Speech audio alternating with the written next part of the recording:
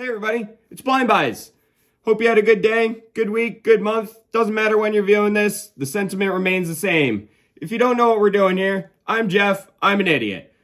Behind me are all my blind buys. There's like 150 odd there. I haven't counted in a long time actually. It's sort of like records, I don't count those either. But what I do here is I'm the idiot, so you don't have to be. If you're ever tempted to blind buy something, just bounce it off me. There's a really good chance I already bought it, already thought about buying it. I probably already have it, or I already made a video about it. So if you'd like to see something like that, hit the subscribe. I hate to be I hate to shill it out like that, but whatever, guys. We're going to move on. Today, we have another viewer-suggested unboxing. Request, whatever you want to call it. My favorite thing. I don't have to think about going through this stack and like picking something out and making like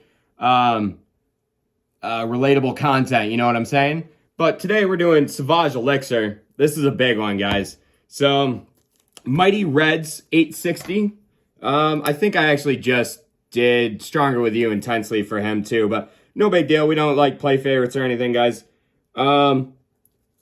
Yeah, Mighty Reds wanted to see this one, and I'm sure a lot of other people do as well. This is kind of hard to get, but it still pops up on discounters from time to time. You got to be a little quick on the trigger, but it's not like Blue Electric Rare, or, it certainly isn't Pure Tonka Rare, which, if you guys noticed, that came right off of Fragrance Net. That's gone now. If you go to Mugler, Sort by Men's, there's actually only 21 offerings, and multiple of them are sold out. But today we are talking about Dior Sauvage Elixir. And we gotta take the... Oh, I don't think we have to take the cellophane off. Oh, that's neat. That's a sticker, but they also printed on the top. You can see a little shipping damage, storage damage there. This is nice. This is kind of... I feel like what all Dior's should probably come in. Like, they're all pretty expensive. They could really do a good packaging job on the rest of them, I think. But I've actually never really been into the Sauvage line. I don't have the EDT, EDP, Parfum, or anything like that. But this one's a little different. I've seen reviews and heard that this one really is a little different. Off the atomizer real quick, it sort of just smells blue and sort of generic. That's kind of what I was sort of afraid of with this line. Like, I know they're probably not really comparable in terms of quality, but I already have Dylan Blue, and if I wanted like a dumb blue scent, like that's probably what I would just do. But apparently this is really wonderful. So, I don't think you apply a lot of this. 1, 2. Wow, good atomizer. Although some of it kind of wafted. Oh. Oh my God. Holy shit. That's oh, that's the Hummel's candle section. Bro, that smells like Hummel's. You guys don't know what Hummel's is. It's an office supply store in my area. It smells like Hummel's at Christmas when I was a kid.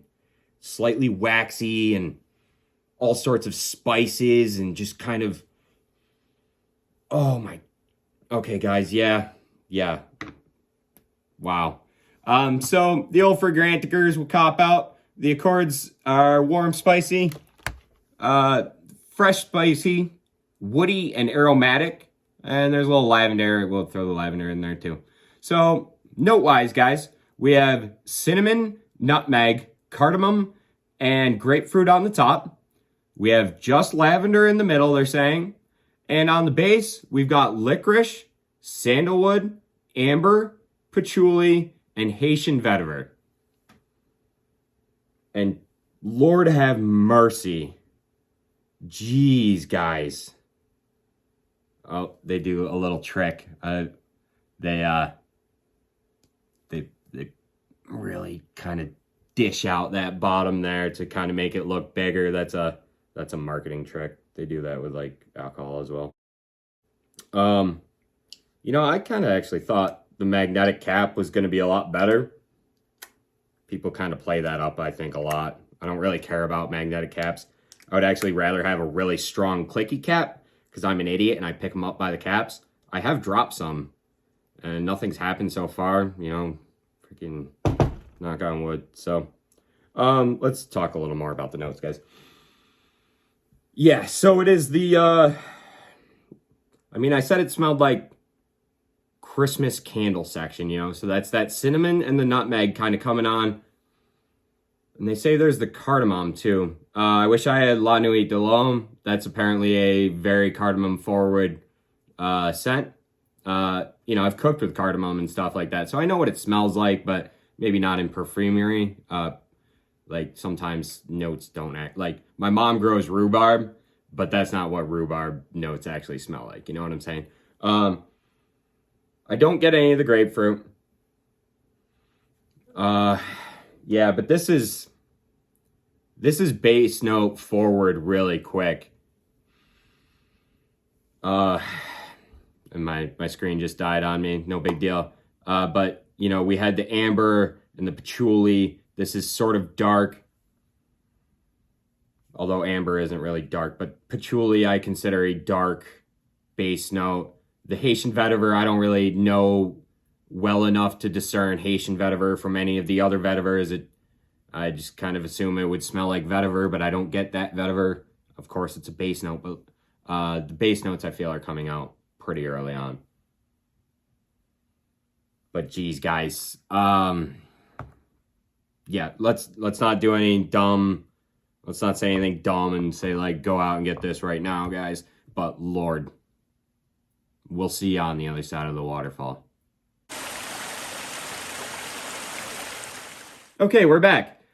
This one took a little extra time. I got sick in the middle of reviewing this one, so my face holes didn't work out so good, so it took a little extra time. You know, you're gonna have that. In terms of batch code, we've got 2G06, which means it was made in July of last year, July 2022. So this is still pretty fresh and premium.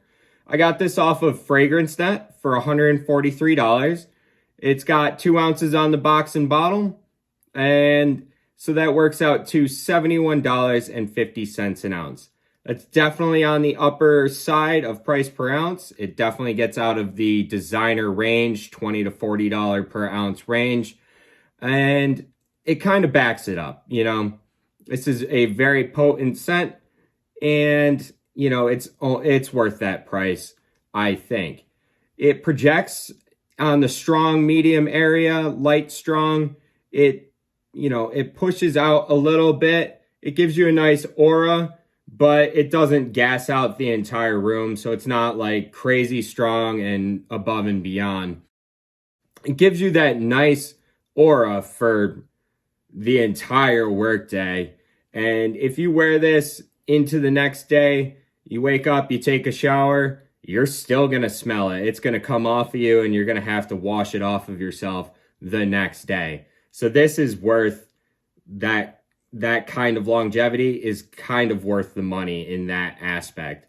If you want something long lasting, there it is. You know, it's not really like a super fresh kind of scent, but it is fresh in its own way.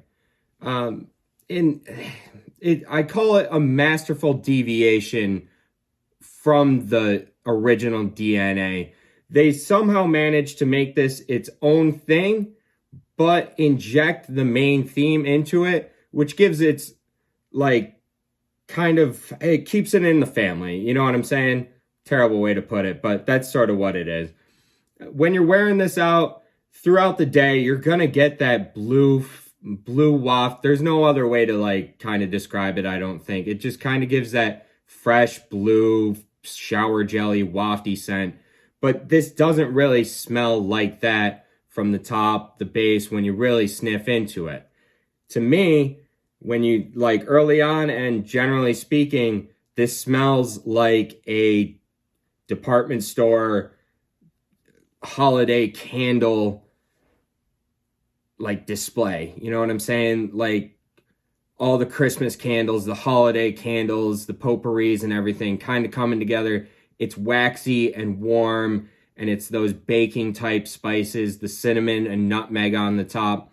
And it really kind of makes up what I think is the main upfront scent of this.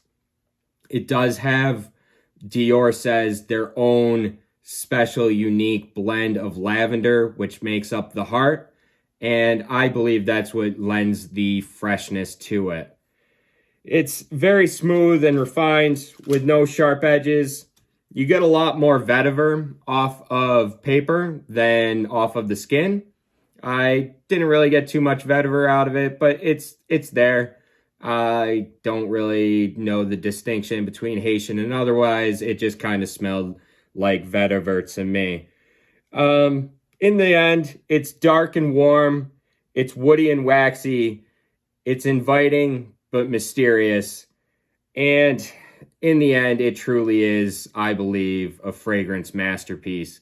I really like wearing this. It's going to be really nice to revisit when the winter comes again, even though, it's still sort of winter as I film this. But guys, is this blind buy safe? If you can catch it at a discounter, I think so. But, you sort of have to know what you're getting into. It's kind of not ultra masculine. It's not unisex. It's in the middle. It's blue, and it's its own sort of unique creation. But guys, that being said, until the next time I see you, find something that's as unique as you are. Wear it unabashedly. And until I see you, take it easy, guys. Thanks.